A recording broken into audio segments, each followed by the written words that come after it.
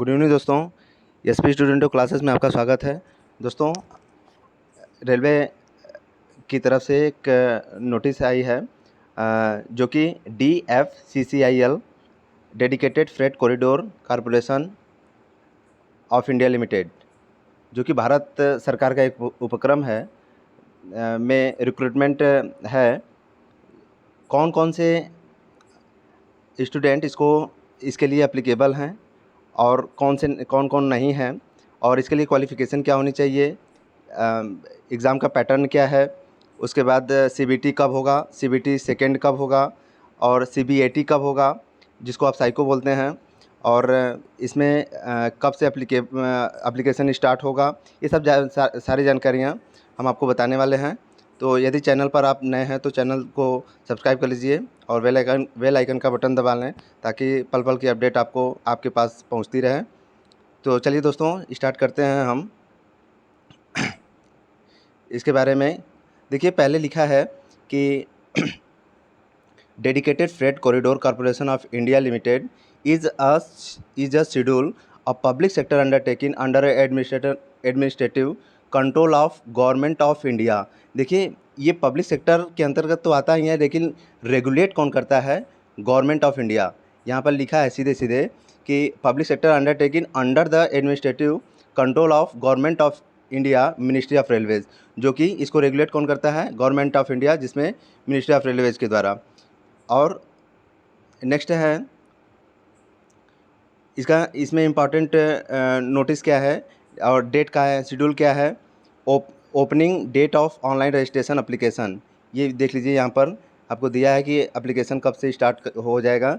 तो ये 20/5/2023 से शाम को 4 o'clock स्टार्ट हो जाएगा। Closing date of online registration application and submission of online fee, ये जमा करने का फ़ी डिपॉजिट करने का समय क्या है? 19/6/2023 11:45 तक। Date of opening window for application form correction का भी इसमें अगर फॉर्म में कोई मिस प्रिंटिंग हो जाती है, कोई प्रॉब्लम हो जाती है, तो उसको आप करेक्शन कर सकते हैं 26/6/2023 से 30/6/2023 तक। देखिए, यहाँ पर साफ साफ दिखाया गया है। और इसका tentative first stage computer based test, मतलब कि CBT फर्स्ट का जो टेंटेटिव डेट दिखा रहा है वो अगस्त 2023 है। अगस्त 2023 देखिए, यहाँ पर दिखा है सीधे सीधे। और tentative schedule for second stage computer based test CBT second, मतलब ये दिसंबर दिखा रहा है।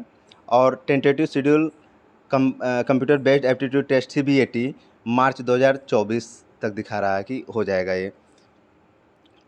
तो दोस्तों, ये पूरा डेट दिखाया है इसमें कि कब से ऑनलाइन एप्लीकेशन फिलअप कर सकते हैं, और करेक्शन का डेट, CBT का टेंटेटिव डेट और CBAT का भी टेंटेटिव डेट दिखा रहा है इसमें। आइए दोस्तों, अब देखते हैं कि कौन कौन अप्लीकेबल हो सकता है, कौन स्टूडेंट इसके लिए अप्लीकेबल है, कौन नहीं। तो देखिए, पहले यहाँ पर दिया है कि एग्जीक्यूटिव सिविल टोटल वैकेंसी इसके लिए कितनी है? टोटल वैकेंसी इसके लिए 50 दिखा रहा है, जिसमें UR के लिए 24, SC के लिए 5 और EST के लिए देखिए 3 दिखा रहा है, OBC NCL के लिए 13 और EWS के लिए 5। इसके लिए क्वालिफ़िकेशन क्या है? इसके लिए क्वालिफ़िकेशन है 3 years diploma in civil engineering transportation, civil engineering construction, technology and civil engineering public health, civil engineering water resources from recognised university institute with not less than 60% marks. It means कि civil engineering में diploma होना चाहिए और 60% से marks कम नहीं होना चाहिए, वो कैंडिडेट इसके लिए अप्लीकेबल हैं। तो जो इसके लिए अप्लीकेबल हैं वो इस फॉर्म को फिलअप करेंगे। देखिए दोस्तों, इसमें दूसरा जो है वो है एग्जीक्यूटिव इलेक्ट्रिकल। टोटल वैकेंसी इसमें 30 है, टोटल वैकेंसी इसमें 30 है। और UR के लिए क्या है? 14 सीट है, और SC के लिए 4 और ST के लिए 2, OBC के लिए 8 और EWS के लिए 2। इसमें 3 years diploma in electrical and electronics power supply, instrumental and control, industrial electronics and instrumentation, applied electronics, digital electronics, instrumentation power electronics and control system for recognised university institute with not less than 60%। इसमें electrical या electronics में diploma होना चाहिए, जो कि उसमें भी वही टर्म्स एंड कंडीशन है कि 60% से कम मार्क्स नहीं होना चाहिए, मिनिमम 60% मार्क्स होना ही चाहिए। तो ये देख लीजिए। और इसके बाद है थर्ड आपका executive operation and business development. Total vacancy इसमें 235 है। हमें लगता है कि इसी में सबसे ज़्यादा वैकेंसी है। तो इसमें यूआर के लिए 97, यूआर के लिए 97 है, और एससी के लिए 35, एसटी के लिए 17 है, और ओबीसी के लिए 63 है, और ईडब्ल्यूएस के लिए 23। इसमें क्या है देखिए, अब क्वालिफिकेशन इसमें मांगा है graduation with not less than 60% marks from a recognised university institute. इसमें ग्रेजुएशन होना चाहिए, वो बीए हो, बीएससी हो, मतलब कि कोई भी ग्रेजुएशन होना चाहिए। ये टर्म्स नहीं है कि इसमें डिप्लोमा है या कोई टेक्निकल डिग्री होनी चाहिए। तो इसके लिए हमें लगता है कि मैक्सिमम लोग अप्लीकेबल हैं। अब देखिए फोर्थ क्या है, टोटल वैकेंसी इसमें एग्जीक्यूटिव फाइनेंस वाले में क्या है, इसमें वैकेंसी में इसमें कितना वैकेंसी दिया है 14। इसमें 14 वैकेंसी है। यूआर के लिए 8, एससी के लिए 1, एसटी के लिए 1, और ओबीसी एनसीएल के लिए 3, ईडब्ल्यूएस के लिए 1। इसमें क्वालिफिकेशन क्या है, एसेंशियल एजुकेशन क्वालिफिकेशन क्या है, ये इसमें भी 3 years bachelors degree in commerce from recognised university institute with not less than 60% marks. It means कि 60% मार्क्स होना चाहिए, और कॉमर्स में मतलब कि बीकॉम में, तो वो अप्लीकेबल हो सकते हैं। तो इसके लिए जो अप्लीकेबल है अपना इसको फॉर्म फिलअप जल्दी से कर दें। और फोर्थ है आपका, फोर्थ तो हो गया। फिफ्थ में है क्या, ह्यूमन रिसोर्सेज, जिसको एचआर बोलते हैं आप, एग्जीक्यूटिव ह्यूमन रिसोर्सेज, जिसको आप एचआर कहते हैं। तो इसमें वैकेंसी है टोटल तो 19 है। यूआर के लिए 10, एससी के लिए 2, एसटी के लिए 1, ओबीसी के लिए 5, और ईडब्ल्यूएस के लिए 1। इसमें क्या क्वालिफिकेशन है, 3 years bachelor of business administration, BBA bachelor of management studies, BMS in HR personnel management from a recognised university institute with not less than 60%। इसमें भी आपके पास बीएमएस बीबीए की डिग्री होनी चाहिए, और 60% से कम मार्क्स नहीं होना चाहिए। इट मीन्स कि 60% तो होना ही चाहिए। देखिए दोस्तों, इसमें तो वैकेंसी ये तो इसको देख लीजिएगा। और आपको इम्पॉर्टेंट चीज़ें इसमें है कि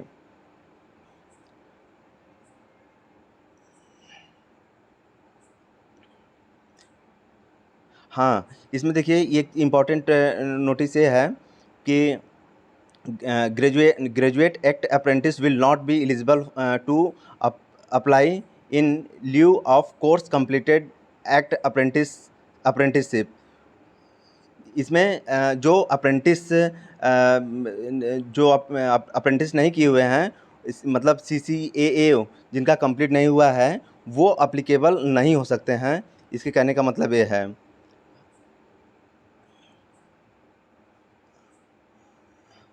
और इसके बाद आपको ये बता दें कि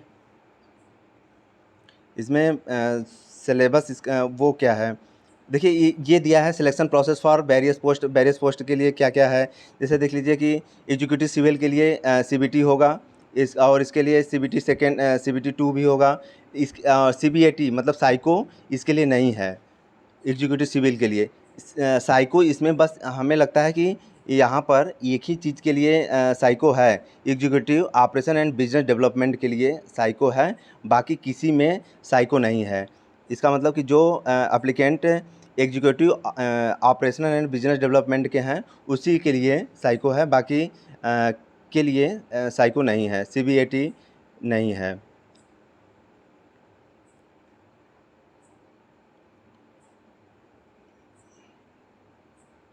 अब आइए देख लेते हैं कि इसमें प्रोसेस क्या है।